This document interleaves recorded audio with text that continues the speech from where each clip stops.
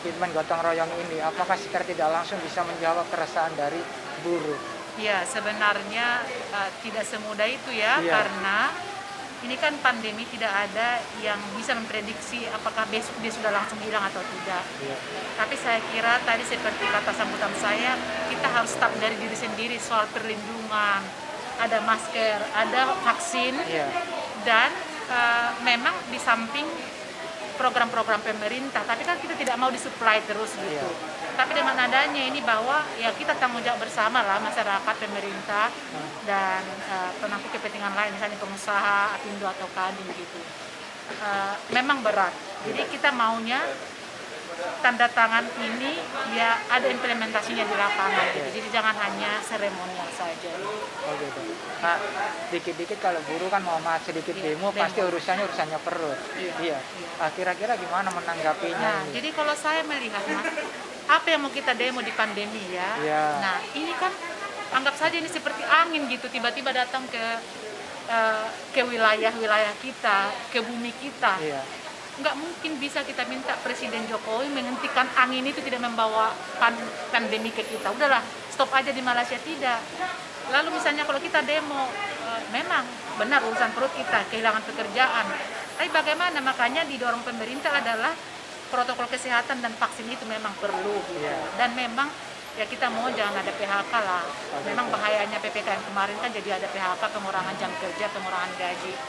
Ya kita memohon misalnya ada kerjasama yang baik antara pemangku kepentingan dengan serikat pekerja, komitmennya seperti apa. Kalau memang beroperasi nanti ya mereka dipanggil kembali bekerja, dan bantuan subsidi upah atau subsidi sembako segala macam itu ya ke mereka yang terkena dampak langsung gitu, yang di PHK. Jangan orang yang tidak sebenarnya tidak perlu mendapatkan tapi mereka kok ikut mendapatkan sembako gitu. Nah, ini kan begitu banyak pengurangan otomatis Iya. ya. Kita tidak tahu sampai kapan Iya. PPKM ini.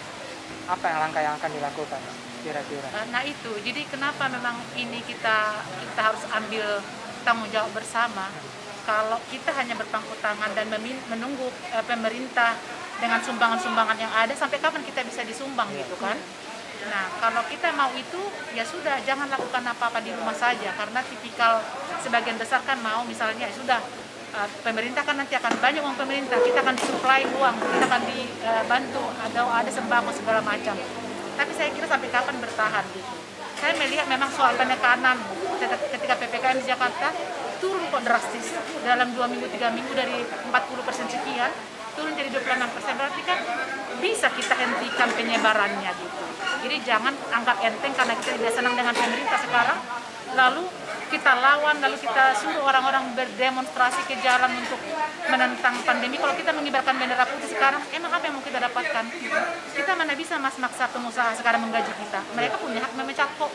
Orang pandemi, Anda nggak bisa kerja, PPKM dibatasi segala macam, nggak ada produksi. Kemana pun ini nggak bisa kita menang. Jadi kita memang harus bersama-sama apa yang mau kita lakukan. Memang tidak semudah itu, tapi tetaplah berat. Harapannya yang mau disampaikan ke para buruh? Sabar, saya senang dengan sabar.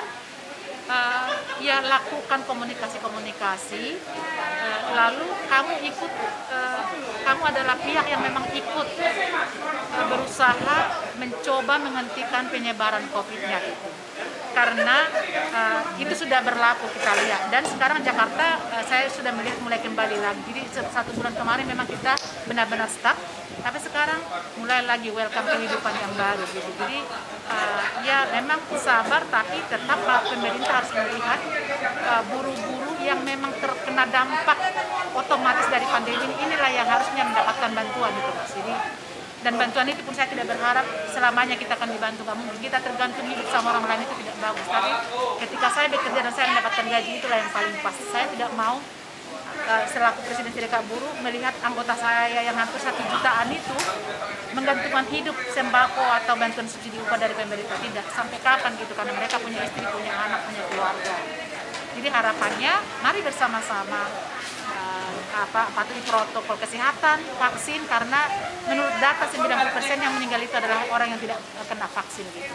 Yang percaya hoax bahwa vaksin itu bisa mematikan kita, dan kita pasti akan kembali lah, tapi memang berat, pelan-pelan gitu ya. Jadi kalau ada PPKM dan itu tidak bisa kita lewati karena kita tidak patuh dengan aturan-aturan, tapi kalau kita mau lewat PPKM ini 2 minggu, sudah patuhi aja aturan.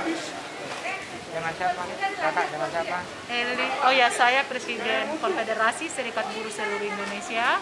Nama saya Eli Rosita Silaban.